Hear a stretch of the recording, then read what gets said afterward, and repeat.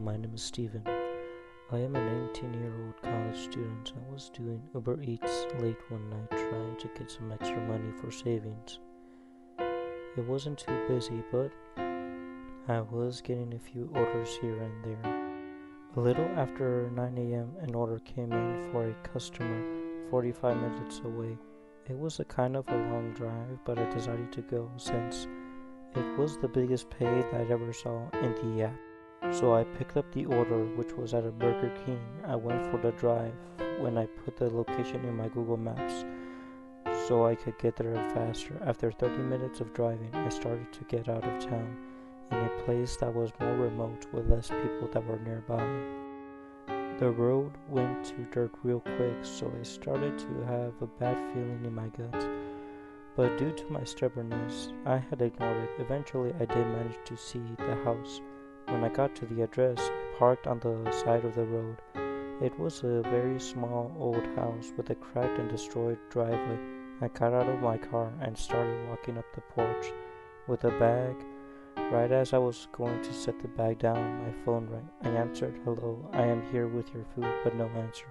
So I left the food and took a picture when I started walking towards my car. When I heard the door open and I saw a man probably around 6 foot in height with big muscles holding a weapon running towards me.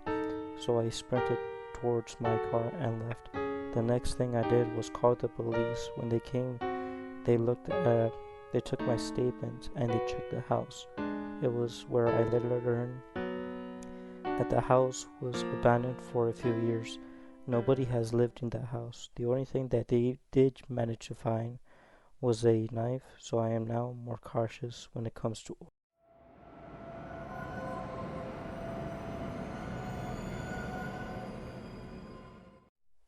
So this story happened late one Saturday night. This is not my main job, but more of a side job to earn some extra cash. I was driving around delivering orders back to back when I got a text order. The next place I needed to pick up my order was at a McDonald's. After picking up at the McDonald's, I started taking the freeway so I can deliver the order quicker.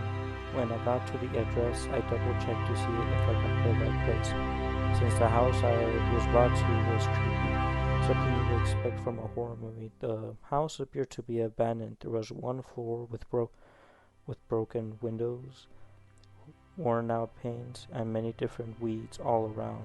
I was getting a feeling of dread, but I still needed to complete the order, so I walked there anyway towards the house. When I got to the front door, there was a broken doorbell with wires sticking out, so I just knocked, and there was no answer. I viewed the windows to see if anyone was there, and I did see someone. It was a man grinning at me, which, I have to be honest, did freak me out. Though on the outside I was trying to keep a poker face. Since he was just there grinning, looking at me, that's when I said, "Hey, I brought you your McDonald's order." He just continued grinning and went to the window. He looked at me and took the bag and started walking back to where he was sitting, which I thought would be the end until he pulled out a knife and started running. So I did the only thing that was my first thought. I ran towards my car and got there. When I looked back, he was halfway through the front yard, so I slammed the gas pedal and left. I did call the police after driving to catch my breath. They were able to come in 10 minutes. I told them the story and they checked the building. Apparently the guy was still there, still grinning, holding a knife, which they did take into custody. I found out that the guy has killed a few other people who also did Uber Eats. I still do it, Uber Eats, but I am more careful and aware.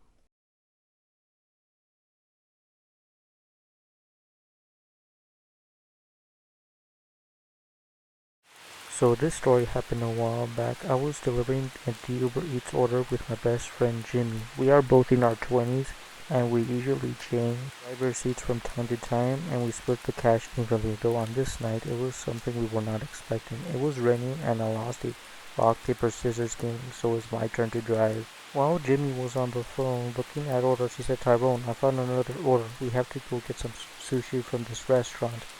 So I started driving towards the location with the directions he was giving me. We went through the drive-thru and picked up the order. We then saw that the delivery address would take a while, so we started to tell some jokes to each other to pass the time. After 20 minutes of driving, we started to go on a dirt road with trees in the way. We did eventually make it to the address, but the neighborhood looked like the place was abandoned. The houses were old and decrepit with overgrown weeds and windows with boards. My highlight slanted on the house. It was a two-story building. The bricks and crumbling paint added to its eerie appearance. With this, my friend Jimmy said, "Hey, I'm getting this weird feeling for this house." I responded, "Hey, we just have to deliver this. This ain't like the war movies." Looking back, I was just saying that out loud to comfort me. So we both got out of the car and started walking towards the house. We knocked on the door, no answer, which we thought was odd. So we started to knock again when an old man opened the door. He looked to be around his 60s since he had white hair and was holding a cane. What he was wearing was a gray suit you would think lawyers or business people will wear. He then started talking and saying, "Thank you for bringing me sushi," and asked if we could bring it in since his legs weren't what they used to be. When we complied, we started walking through the house and noticed different taxidermy animals, such as the head of a deer, moose, and the whole body of a mountain lion. We kept on walking. When we got to the kitchen, we placed the sushi on the table when the old man asked if we liked any water. I was about to decline when Jimmy said, "Yes, we can take two." We were both given cold bottles of water.